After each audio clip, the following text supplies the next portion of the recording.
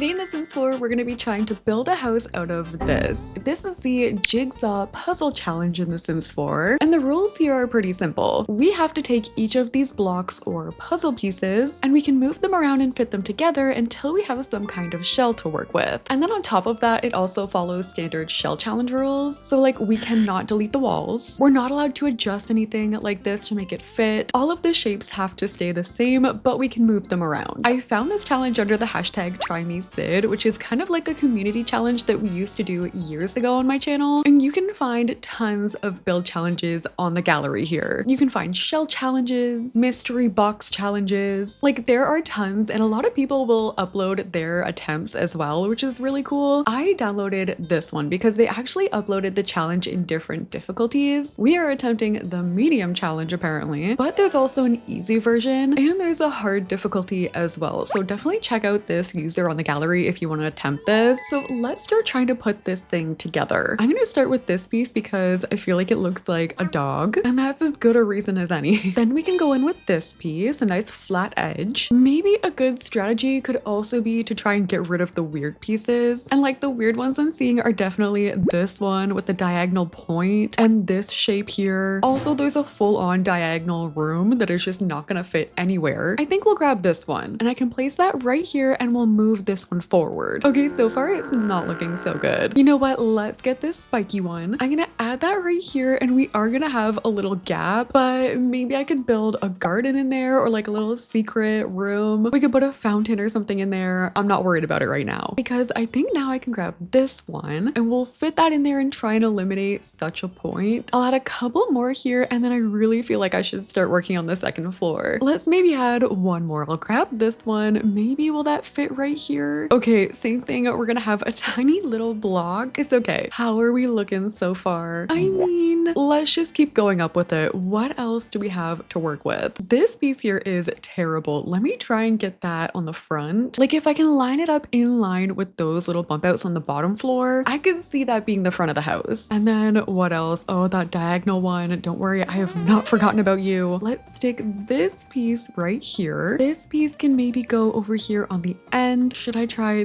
this one? And we add that here. Oh yes, okay, this one's perfect for this spot. Wait, this is coming together. Oh no, I spoke too soon. I thought this one would be a perfect match right there. Okay, I'm gonna add this one right here. This weird piece, I guess will have to go along the top and we'll just have to have a weird little spot in the middle. Okay, now we have 3 left. This one I need to find a home for. I'm gonna go back down to the first floor and I'm gonna try and just squeeze that onto the edge right there. Okay, and this one, like what are we supposed to do here? I think I'm just gonna try and stick it right on top and I'll try and add windows up there, or it can just be an extra room. And then this piece, I was thinking about just using this as a chimney. Like I'm also just gonna stick this one right on top. So this is the shell that we've come up with. Now we have to try and turn this into something nice. And I think the first thing we have to do is tackle the roofing. We gotta just do it. I'm gonna try and go in with the gabled roof piece. And the best way to approach roofing with any kind of shell challenge is to look for main shapes. So I'm gonna bring this all the way to about here and we're gonna lower that down because I don't want it to cover that awkward diagonal spot. We are just going to fence that. I'm just gonna add fencing on. I'm not even gonna bother trying to roof this part, but like with the windows there, can you kind of see the vision? Then carrying on the roofing here, I'm gonna add another gabled roof piece. I lowered that down and we're gonna bring that towards the back. I could bring that over the front part, but I think I might add a fence there too. But now towards the back, we have another piece covered. We're gonna copy that and shrink it so that'll cover this spot. I think I'll take another gabled roof piece and cover here. Same thing on this side. We'll just have to adjust the roofing so it's at the same angle. That doesn't look too bad. And then over to the left, I'm gonna take a half-hipped roof and we're just gonna add that onto this side like this. It's okay if I have little parts hanging off, like back here, I could add a patio, like a back door. We are allowed to add fences, so we could easily just do a little one of these. And then I think for the remaining unroofed parts, I'm gonna turn those into balconies. So I'm gonna go ahead and get the flat square tool. This is gonna add flooring. So we're allowed to do this. We're not changing any walls. We're just gonna bring that forward like that. So now it's a little more of a usable shape. It won't look so weird when we try and go in and fence it. Like there's our side balcony. And then I think I'll do the same thing right here. Just grabbing a half wall and bringing it back like this. This awkward space on top of the roofing, I feel like we're just gonna have to cut our losses. I'm just gonna add a diagonal roof piece and we're gonna hide it and call it a day. Actually, you know know what, it's still not that bad. I'm adding some more flooring along the front. I think this is where the entryway is gonna be. So I can go in and build something coming out like this. And then for this top part up here, I'm just gonna finish it off with a fencing detail. Okay, this is coming along. It looks like a normal house. Let's raise it up on a foundation. I think I'll have the front door on this diagonal bit right here. So I'll use a base game fence to build that. We'll add some stairs here. Okay, cute. Yeah, and then our front door, I think I'm gonna have that right here. We can have another door up top like this. For some reason, I'm feeling this dark green today, so let's roll with that. The door that I'm using is from For Rent, and they have really cute dark green matching shutters. So I think I'm gonna add those in here today. This pack has a lot of different windows that have that dark green color. Like they have smaller shutter options. Some of them look a little run down too. So maybe for our wallpaper, we could use some brick. This one I'm using is from Jungle Adventure, and I kind of like it because it has its own built-in trim on it, like going along the top like that. It's just a little added detail. And then on the bottom, I feel like we should change it up. I'm just gonna use a base game brick, and I'm gonna add that along my half walls as well. I am kind of excited to be doing these challenges again. I love going into a build challenge and trying to solve it like a literal problem or a puzzle. It's a great way to challenge yourself to do something new. Like you never really know what you're gonna get. And it's really funny to me going back and watching some of my videos where I did these challenges, because a lot of them were posted years ago. And if you guys have seen some of my older videos, they're kind of weird to watch because I feel like my presence on camera was completely different. I feel like for the first like 3 years, maybe 2 years on YouTube, they are always just so awkward. Like if you go back and watch anyone's older videos, they're so funny because I mean, for me at least, it took me a long time to get comfortable with being on camera, especially with the landscape of YouTube back then. It kind of felt like at the time you needed this super extra personality. You needed to be super loud. I feel like every video back then was like, how hyper can you possibly be? So I would just chug coffee. Like I'm talking so much coffee, like liters of coffee. And then I would film my videos, and I feel like you can tell. I feel like in general in my real life, I'm a pretty calm, like pretty quiet person. And even back then I found myself gravitating to videos that were calmer. So eventually, like over the years, I started to just relax. I got so much more comfortable with just like being myself on camera. So whenever anyone goes back and watches any of those videos after watching mine and now, they're always like, what the heck? Like it's so different, and that's why.